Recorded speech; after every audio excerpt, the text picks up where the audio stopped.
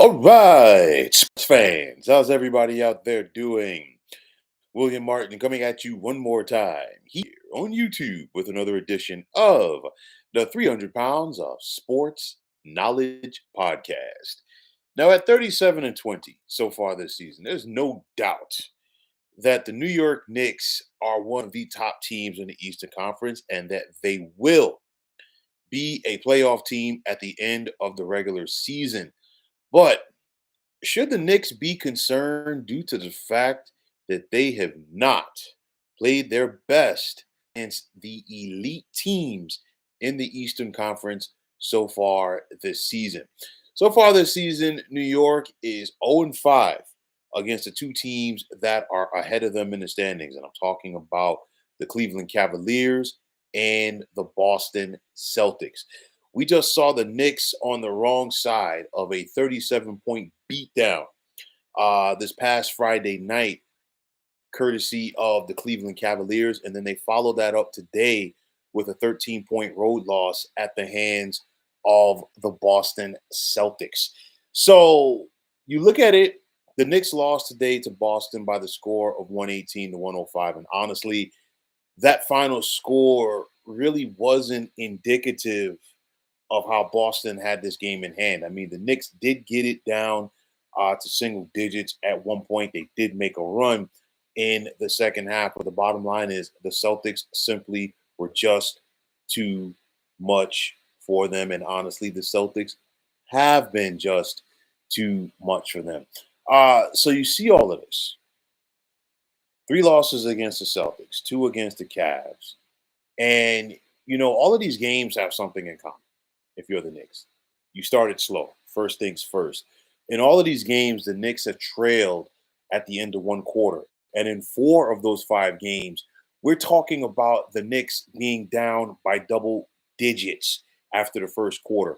It was the case on Friday night against the Cavaliers, and it was the case once again today against the Celtics as they were down 38 to 19 after one quarter. That is simply not going to get it done. So, of course, you see these struggles that the Knicks have had against both the Celtics and the Cavs. And you ask yourself, what can head coach Tom Thibodeau do to change the narrative?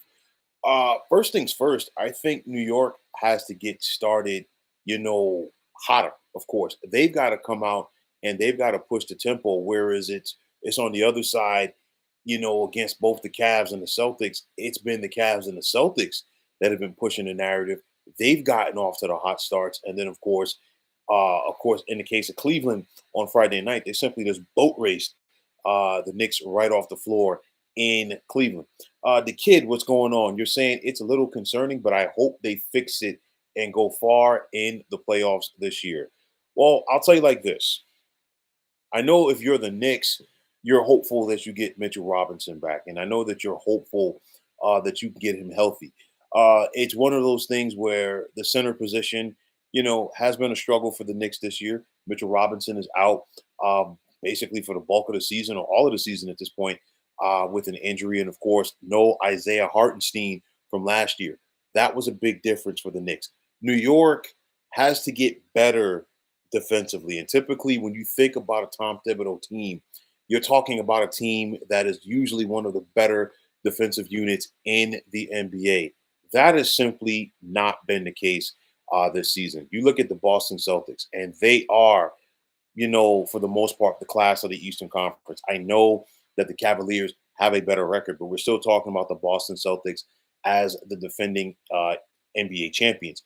And if you're the Knicks, you really spent your offseason attempting to tweak your team to say, you know what, how do we get ahead of the Boston Celtics? And of course, I know a lot of people who follow the Knicks really felt good about the Knicks' chances going into a postseason series this year with the Boston Celtics due to the fact that they did a lot of upgrades, especially at the wing positions. So far, it has not worked out. You look at the Boston Celtics, they just got Kristaps Porzingis back. And it's one of those where he is a big-time difference maker for that team. And we're talking about the Celtics arguably having the most balanced starting 5 currently in the NBA. You look at the Cleveland Cavaliers.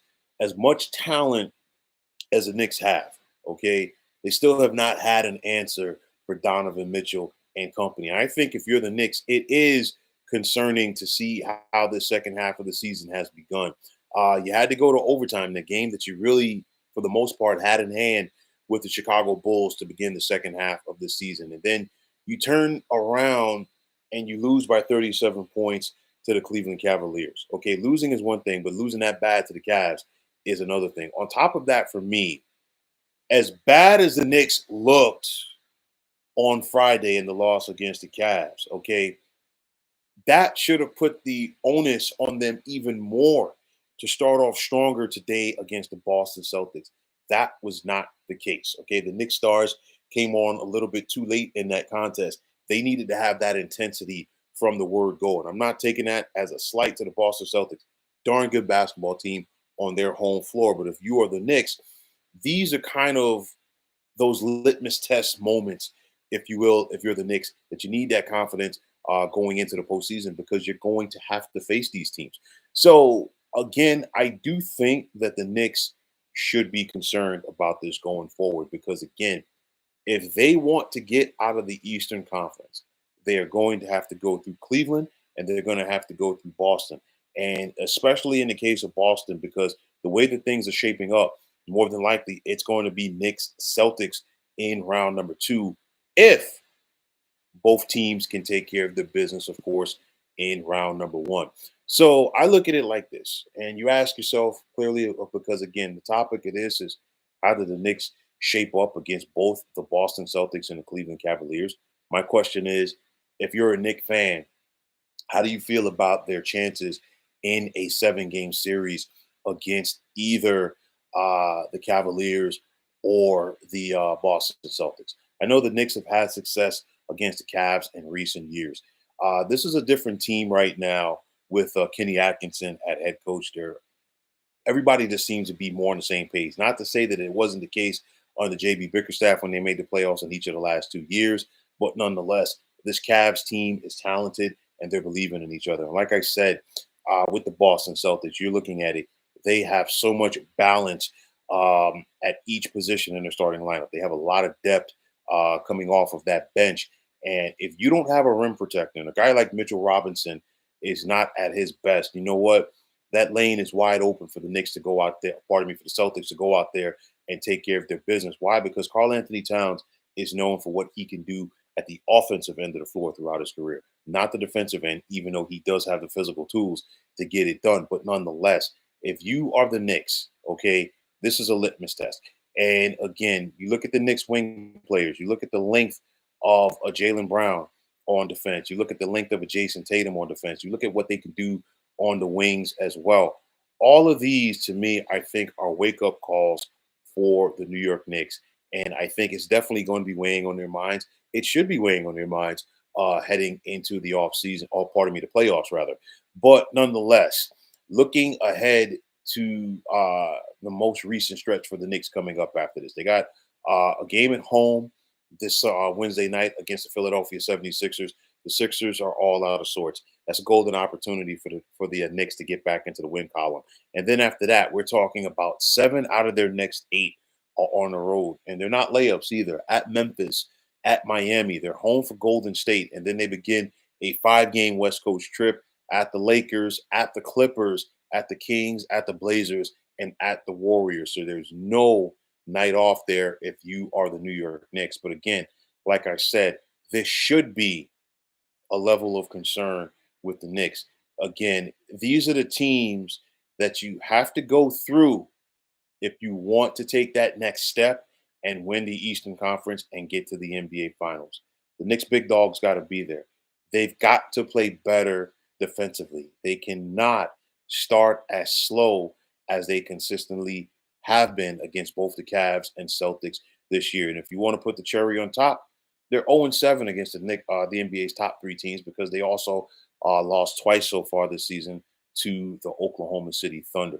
So let's see what's in store for Tom Thibodeau and company. But I'll tell you like this, if the Knicks are going to play like this, potentially in the postseason against the Boston Celtics team, against a Cleveland Cavaliers team, you know what? Might as well just get your fishing equipment ready. Might as well make your tickets. Make your airline reservations for Cancun because the New York Knicks will not go as far as some people anticipate them going if they can't figure it out against the Seas or the Cavs. But folks, that is going to wrap it up. And as always, I want to take this time out to thank each and every one of you for tuning into the 300 Pounds of Sports Knowledge podcast here on YouTube. I want to take this time out to thank all of you fine folks out there for tuning in. And if you have not already, please feel free to subscribe to this channel. Also, if you're on the X, formerly known as Twitter, please feel free to follow me at 300 Pounds of Sports. And like I always say, if you follow me, it will be my pleasure to follow you right back. Also, there's a sports discussion group on Facebook at the Sports Depot 365 that you can check it out. Drop a line to be a part of one of the better sports debating sites going on social media. The Kid, as always, thank you so much for chiming in.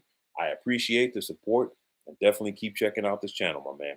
And as always, my name is William Martin. I'm signing off and I'm saying thanks once again for tuning into the 300 Pounds of Sports Knowledge podcast here on YouTube. Be well, everybody.